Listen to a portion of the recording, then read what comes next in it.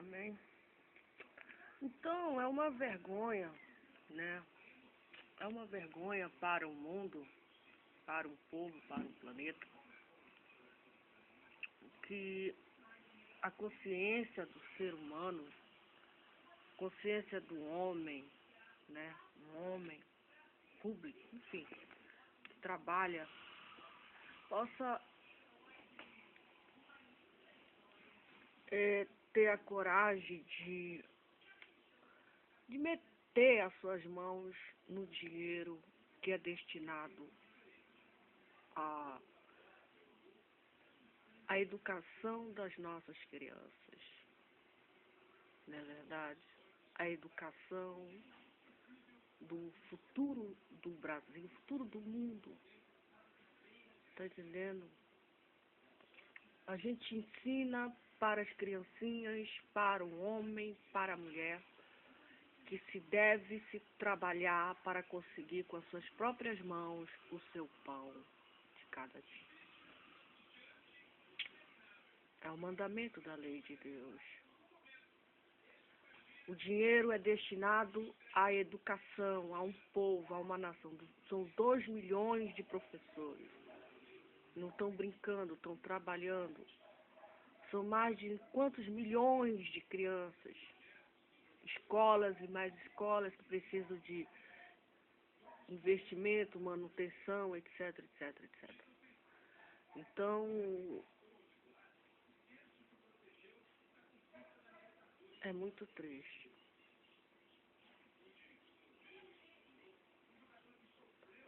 E a gente está falando tanto de prêmio, prêmio, prêmio, prêmio. Jesus, ele não é jogador de futebol, não.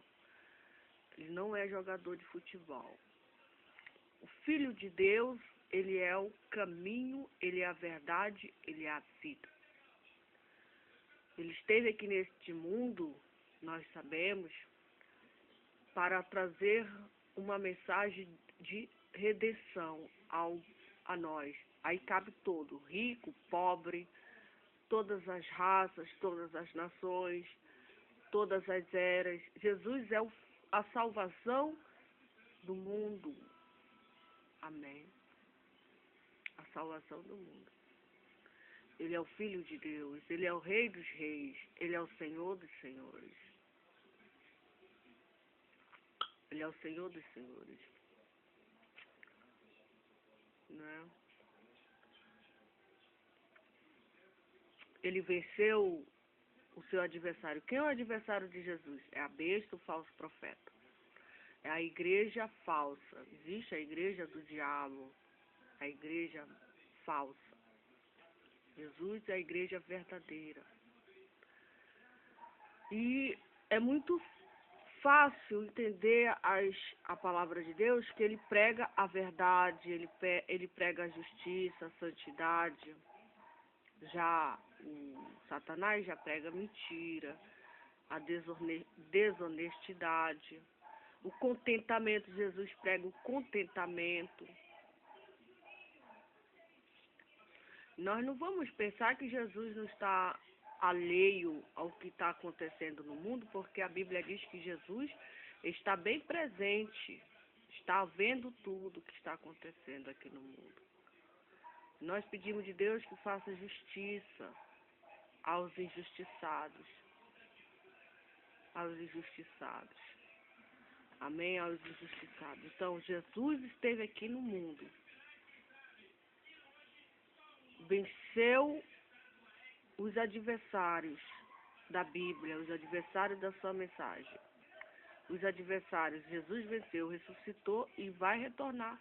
Agora, para quê? Para recompensar as pessoas que deram crédito naquilo que ele falou e também guardou em 7 chaves. Deus vai recompensar aquelas pessoas que creram nele, acreditaram, ouviram a mensagem dele, creram nele, creu e guardou e se guardou para ele. E guardou a palavra dele no coração. Jesus vem para esses. Jesus não vem para o mundo, Jesus vem para os seus, vem para os seus escolhidos, para aqueles que... O que o mundo vai fazer diante da revelação de Jesus Cristo? O mundo? O mundo vai lamentar. A Bíblia é bem clara em nos informar que o mundo, diante da revelação de Jesus Cristo, Filho de Deus nas nuvens, quando ele retornar ao mundo, vai haver lamentação. Por que vai haver lamentação? Porque o mundo, ele ouviu falar de Jesus, ele ouviu falar da palavra de Jesus, ele ouviu falar do amor de Jesus, mas ele só fez ouvir, ele não guardou, ele não deu crédito.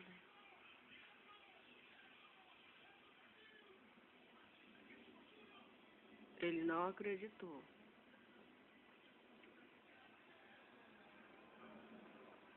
Amém. E quando Jesus voltar, a Bíblia diz que haverá lamentações das nações, pelo fato de não terem dado crédito naquilo que Jesus falou. Por um lado vai ter alegria, por um lado vai ter regozijo, vai ser duas coisas vão acontecer.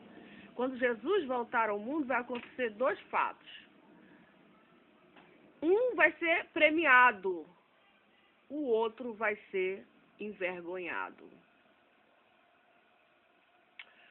O premiado vai ser aquela pessoa que ouviu falar de Jesus, deu crédito, se guardou e se preparou, se reservou para ele e trabalhou muito para ele. Apresentou uma conversão verdadeira, apresentou para Jesus um arrependimento verdadeiro, né? Apresentou para Jesus.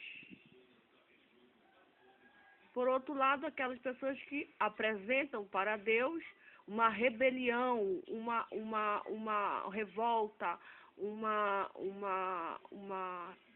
incredulidade, uma soberba, enfim, apresentam para Deus a apostasia, o desvio, o abandono. Deus vai recompensar os dois lados. Se rebelou contra Deus. Se rebelou. Existem esses dois lados da moeda. E nós, o mundo, nós, os mortais, os viventes, esperamos estar do lado onde Jesus vai dizer: vinde bendito do meu Pai, possuí por herança o reino que está preparado desde a fundação do mundo. Receber essas boas-vindas de Jesus. Veja que Jesus vai falar duas coisas, duas palavras. Jesus vai saudar dois tipos de pessoas. Do lado direito ele vai dar: vinde bendito de meu Pai, possuí por herança um reino que está preparado desde a fundação do mundo. Aí ele vai dar lá, colocar tudinho. E o outro lado, ele: apartai-vos de mim, maldito, para o fogo e do inferno, preparado para o diabo e seus anjos. Então a pergunta é: qual é a categoria, qual é o lado que a gente quer estar? Do lado esquerdo ou do lado direito? Só Deus é que sabe. Mais ninguém. Porque só Ele é que conhece a nossa vida. Só Ele, no profundo, no escondido. Nem nós mesmos temos essa capacidade de nos conhecer. Porque quando a gente olha para dentro da gente, a gente olha muitos defeitos. Mas Jesus olha para a gente com um olhar de misericórdia, de piedade, de compaixão.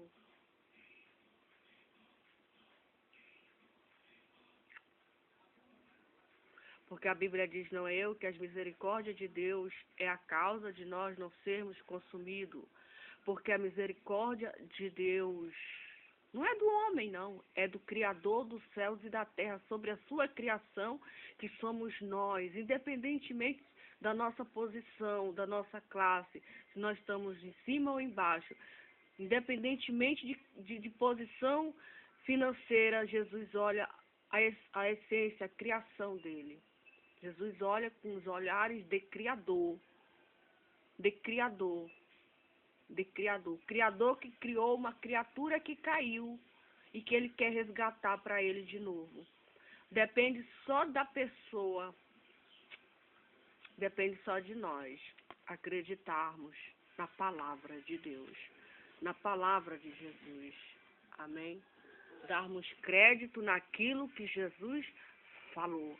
E Jesus fala, Jesus nos diz que Jesus nos mostra que muitos não dão crédito no que ele fala. Surgirão os falsos profetas, farão sinais, se possível, para enganar. Agora, onde é que estão esses falsos profetas? Aonde é que eles estão no mundo? Eles estão falando de Deus. Eles são pessoas fluentes. E aí só Deus é quem sabe. Deus diz para nós que nós conheceremos uns aos outros como? Através dos nossos frutos, ações. Nós nos conhecemos. Pelos frutos, nós somos árvores diante de Deus. Se nós produzimos frutos bons ou frutos maus. É pelos nossos frutos que nós conhecemos a Deus. Pelos nossos frutos. Se a gente tem um coração inclinado para Deus, um coração inclinado para as coisas de Deus, um coração aquebrantado, um coração cheio de fé, de esperança, um coração que teme a Deus,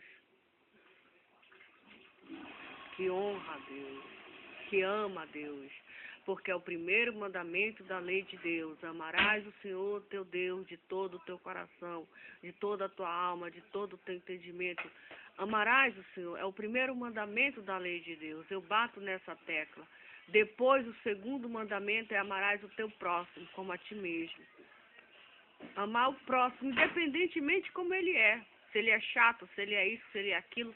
Não interessa como é que ele é, nós devemos amá-lo. Até os nossos inimigos.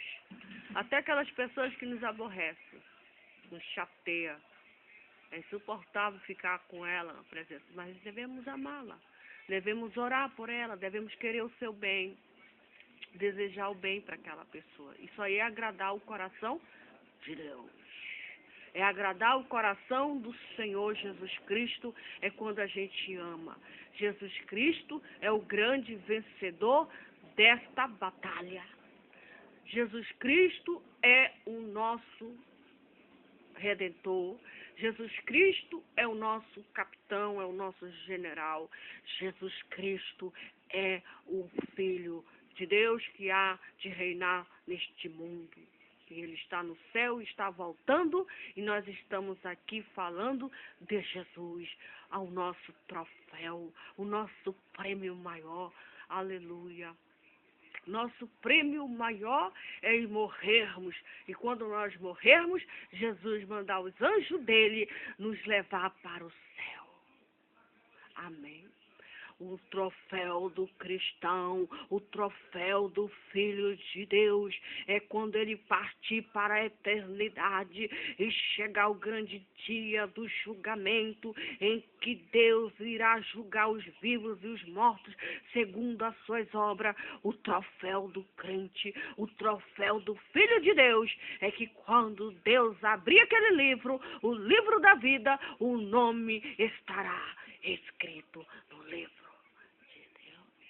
Este será para nós a grande alegria, o grande triunfo, porque quando o nosso nome foi encontrado no livro da vida, imediatamente nós seremos permitida a entrada no céu de glória. No céu que Deus preparou e já tem preparado para os verdadeiros adoradores de Deus. Deus tem preparado um paraíso, a nova Jerusalém ataviada que está revelada no livro de Apocalipse para aquele homem, aquela mulher, aquela família que tem o seu nome escrito no livro da seleção de Deus. Será a grande vitória. É o desejo maior do nosso coração. Amém. Ser reconhecido pelo próprio Deus. Vem, entra no gozo do teu Senhor, porque sobre o pouco tu foste fiel lá na terra, sobre o muito eu te colocarei. O próprio Deus irá exaltar o seu servo diante do mundo, diante das nações, diante do planeta. Para nós essa é a vitória, é a alegria, é o troféu, que não é para todos que Deus vai dar, não é para todos, só é para aquele que realmente faz a vontade de Deus. Aquela pessoa que faz a vontade do Pai de Jesus Cristo. É para esse estágio que Deus está procurando na terra. Pessoas que dizem, eis-me aqui, Senhor, para fazer não a minha vontade, mas a tua vontade. Renuncia à vontade dele por a vontade de um outro, o Supremo, o maior, o Filho de Deus. Amém? E a vontade do Filho de Deus é que a gente viva uma vida piedosa na superfície da terra, uma vida justa, uma vida de equidade, uma vida de honestidade, uma vida de verdade, uma vida temente aos mandamentos de Deus. Amém?